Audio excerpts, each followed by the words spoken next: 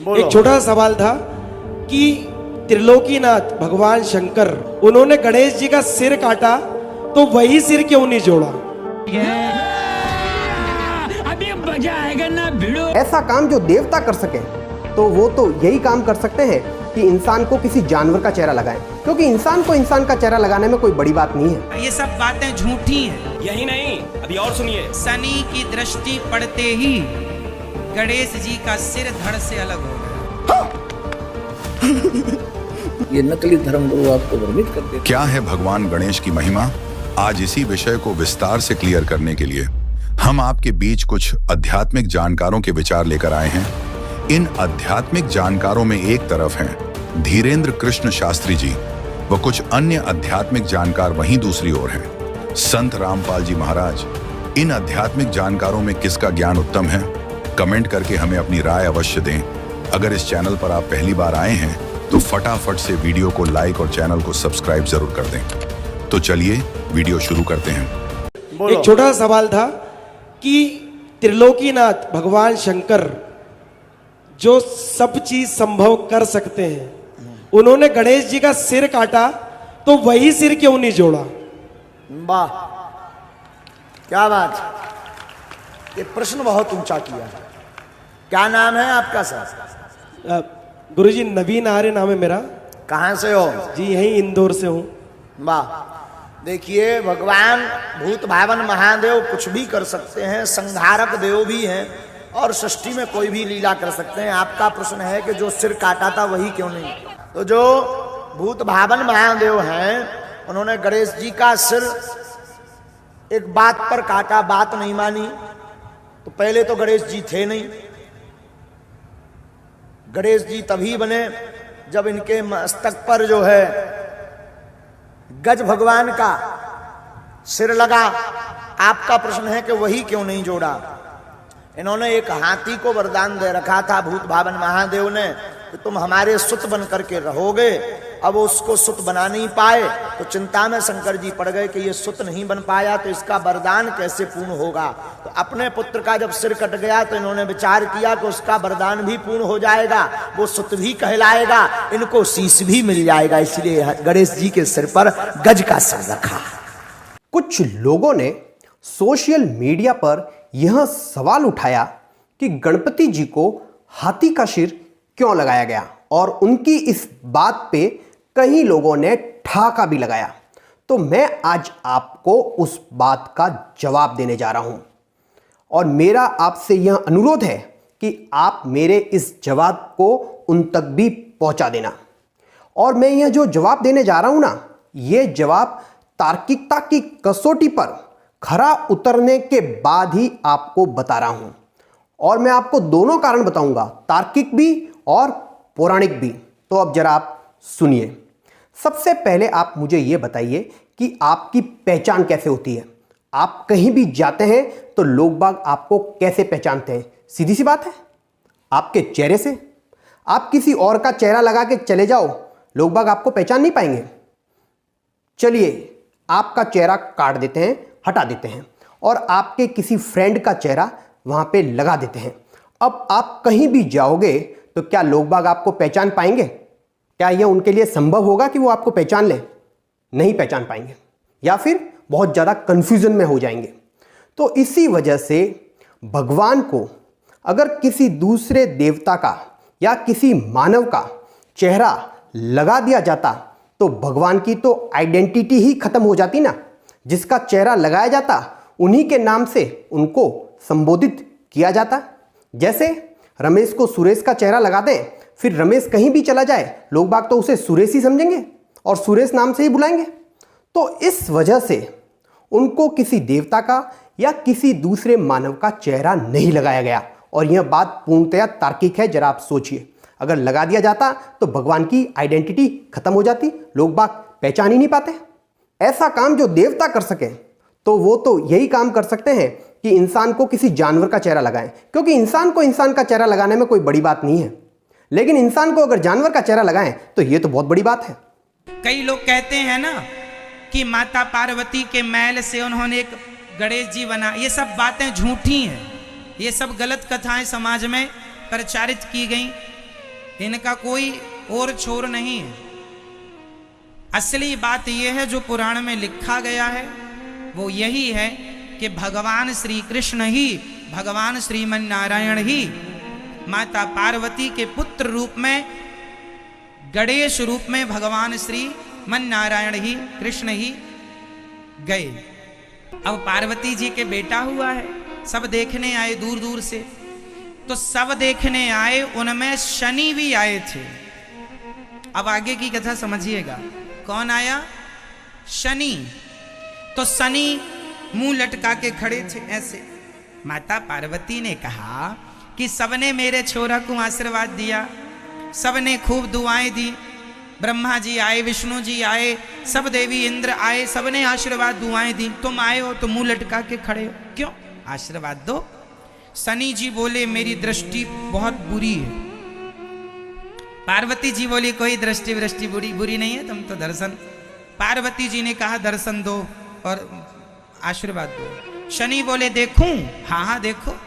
शनि की दृष्टि पड़ते ही गणेश जी का सिर धड़ से अलग हो गया। आप लोग ये सुनते हैं कि शंकर जी ने सिर काटा था। दोस्तों, अभी आपने सुने इन सभी आध्यात्मिक जानकारों के विचार। आइए अब सुनते हैं संत रामपाल जी महाराज के आध्यात्मिक विचार। या रहम है आपके ऊपर परमात्मा का, न ये ज्ञान ये बात हमने कौन सुन दे। जय गणेश जय गणेश जय गणेश देवा लायरन देन के अंदर हमारे को मुझसे के सवारी थारी लाडुआ तो छकरिया। बताइए ये भगवान थे।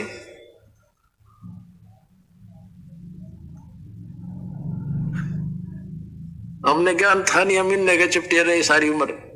तो अब परमात्मा ने हमारी आंखें बना दी। पुण्यात्माओं, मोतियाबिंद हमारा नाश हो गया, ऑपरेशन हो गया, और अब आपको भी डॉक्टर बना दिया।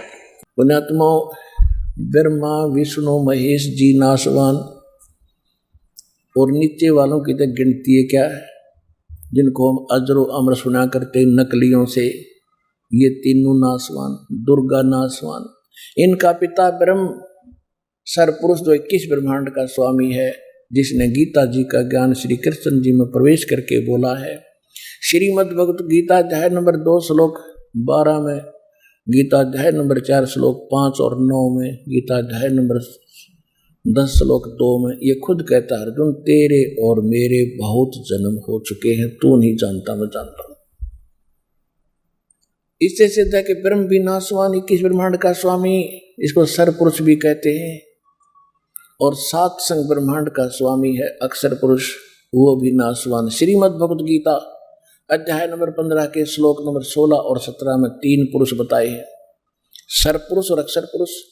अक्षर पुरुष 7 संग ब्रह्मांड का स्वामी है, इसका भी ये भी नाशवान है। गीता अध्याय नंबर 15 के श्लोक 16 में स्पष्ट किया है कि सरपुरुष और अक्षर पुरुष ये 2 प्रकार के भगवान हैं। इनके अंतर्गत जितने प्राणी हैं इनके लोक में, और ये स्वयं भी सब नाशवान है। जीवात्मा तो एक विषय ही अलग है, वो किसी की मरती नहीं, गधे कुत्ते की बिना मरती हो तो। फिर 15 में जाके 17वें श्लोक में स्पष्ट किया है कि उत्तम पुरुष तु अन्य परमात्मा इति उदाहरते। ये लोग तरम अवश्य विभर्ति अवैश्वर है। श्रेष्ठ परमात्मा यानी पुरुषोत्तम तो कोई और ही है, जो तीनों लोकों में प्रवेश करके सबका धारण पोषण करता है। वही अविनाशी परमात्मा है, अवैश्वर है, और उसी को परमात्मा कहा जा सकता है। 15वें अध्याय के 18वें श्लोक में मिसगाइड हो जाते हैं भक्त, भ्रमित हो जाते हैं कि वहां पर ये गीता ज्ञानदाता कहता है कि मैं लोक वेद के आधार से मैं पुरुषोत्तम प्रसिद्ध हूं। वो ये भी कहता है कि जितने मेरे अंतर्गत प्राणी हैं उनसे मैं उत्तम हूं, उनसे तगड़ा हूं, यानी 21 ब्रह्मांड का ये मालिक है, कंट्रोलर है। ये 1000 भुजा का मालिक है, ब्रह्मा विष्णु महेश 4 भुजा के और दुर्गा 8 भुजा की। तो ये इतना तगड़ा है, अन्य जीव से तो ऑटोमेटिकली ताकतवर है ये। तो इस दृष्टिकोण से कहता है कि जो मेरे अंतर्गत जितने प्राणी हैं 21 ब्रह्मांड में, इनसे मैं तगड़ा हूं, ताकतवर हूं, इसलिए पुरुषोत्तम, इसलिए लोक वेद दंत कथा के आधार से मैं पुरुषोत्तम प्रसिद्ध हो गया। आई एम नॉट पुरुषोत्तम। पुरुषोत्तम तो 17वें श्लोक में बता दिया 15 में अध्याय के कि वो है पुरुषोत्तम। तो यहाँ सरफरे जो मिसगाइड करने वाले ये नकली धर्मगुरु आपको भ्रमित कर देते हैं कि रामपाल 15 में जाके 18वें श्लोक के बारे में ना बोलता। ये विषय नहीं होता हमारा, तो इस विषय को हम लेकर चलते हैं। वो तो कभी अनुवाद के अंदर हम लिख दिया है गीता के में, तो इसलिए अब ये साथ बताना पड़ता है कि कहीं आपको कोई और बीच में शंका पैदा ना कर दे। तो ये ज्ञान सत्संग से होता है, और सत्संग जो यथार्थ ज्ञान होता है उसको कहते हैं सत्य माने सच्चा, संग माने जहाँ सत्य के आधार से ही सारी कार्य क्रियाएं हों, वचन हो, उसको सत्संग कहते हैं। जिन महापुरुषों को तत्व ज्ञान नहीं है वो भी जन समूह एकत्र करके वो भी कहते हैं हम सत्संग करते हैं, लेकिन वो सत्संग नहीं जहाँ पर सत्य नहीं, जहाँ पर यथार्थ ज्ञान नहीं, वो सत्संग नहीं है। तो पुण्यात्माओं, आपका सौभाग्य है कि आपको ये सत्संग सुनने को मिला है। जैसे श्री ब्रह्मा जी, श्री विष्णु जी, श्री शिव जी को जो अजरो अमर बताकर सत्संग किया करते थे, कहते थे इनके कोई माता पिता नहीं, इनकी जन्म मृत्यु नहीं होती, ये सर्वेश्वर हैं। वो सत्संग नहीं था, भले ही वो सत्संग के नाम से दुनिया को इकट्ठी करते थे। उसके लिए थोड़ा प्रमाण देते हैं कि ब्रह्मा विष्णु महेश अजर अमर नहीं है, इनकी जन्म मृत्यु होती है, इनके माता पिता हैं। तो नीम हकीम थे, वो गुरु नहीं थे, उनके पास सत्संग नहीं था। हमारे सदग्रंथ बता रहे हैं कि ब्रह्मा विष्णु महेश जी ये नासवान हैं, इनकी जन्म मृत्यु होती है, ये इनकी समझो जीवन चरित्र है इन भगवानों का।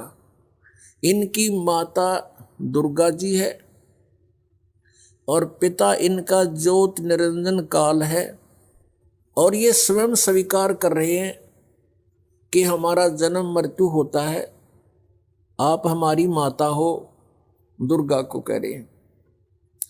इस श्रीमद् देवी भागवत यानी देवी पुराण ने स्पष्ट कर दिया, नंबर 1 ब्रह्मा विष्णु महेश नासवान है, नंबर 2 दुर्गा इनकी माता है, रजगुण ब्रह्मा, सतगुण विष्णु, तमगुण शिव जी। ये तीसरा कंसेप्ट क्लियर किया। चौथा ये कर दिया कि ये केवल नियमित कार्य ही कर सकते हैं, ये किसी के संस्कार को यानी अच्छे को या बुरे को कम या ज़्यादा नहीं कर सकते। और पांचवा ये हो गया कि दुर्गा को प्रकृति भी कहते हैं। तो पुण्यात्माओं, जो ये ज्ञान देते थे वो सत्संग नहीं करते थे, वो सत्संग नहीं था, वो लोक वेद दंत कथा बकवाद थी, उसको सत्संग नहीं कह सकते। अब वर्तमान के अंदर जो सतपुरुष परमेश्वर कबीर देव जी द्वारा अपने मुखारविंद से बोली अमृतवाणी के अंदर से कुछ वाणी चुरा ली और उन वाणियों के आधार से स्वयं भू संत बन बैठे, हल्दी की गांठ से पंसारी बन गए वो, और उनको कख का पता नहीं, सतलोक सचखंड की बातें करते हैं। ये कौन से पंथ हैं? राधा स्वामी पंथ, इसकी सभी शाखाएं, इनके पास कख भी नहीं है, पूरा अज्ञान भरे हुए हैं, जनता को बर्बाद कर रहे हैं। सत्कर मानना पुण्यात्माओं,